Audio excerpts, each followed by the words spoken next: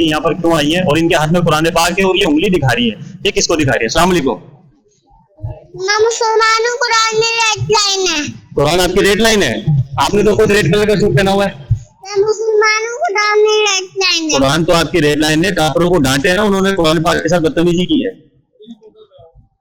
इसमें बदतमीजी करी है। काफिरों ने बदतमीजी करी है कुरान पाक के साथ। कुरान पाक के साथ बदतमीजी करी है। जी, उनको डांटे, उनको गुस्सा करें उनके ऊपर।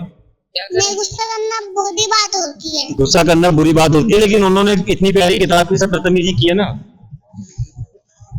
किसी को भी ऐसा नहीं बोलना चाहिए, बुरी बात है। ये है इस दीन इस्लाम की तरबियत, ये है मुसलमानों का असली चेहरा। ये छोटी सी नन्ही मुन्नी बच्ची है, इसको मैंने कहा है कि तालिमों ने कुरान पाक के साथ बेहुरमती की है, बदतमीजी की है, इनको डांटे हैं। तो ये फूल जैसी बच्ची के लिए नहीं, बदतमीजी करना बुरी बात होती है।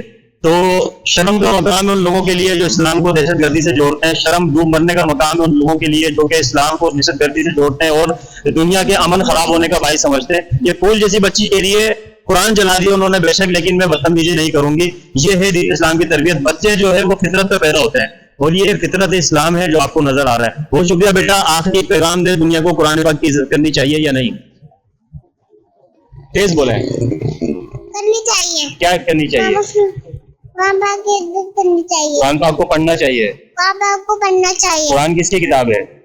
अल्लाह की। तो अल्लाह ताला क्या कहते हैं, कुरान को पढ़ना चाहिए या नहीं? पढ़ना चाहिए।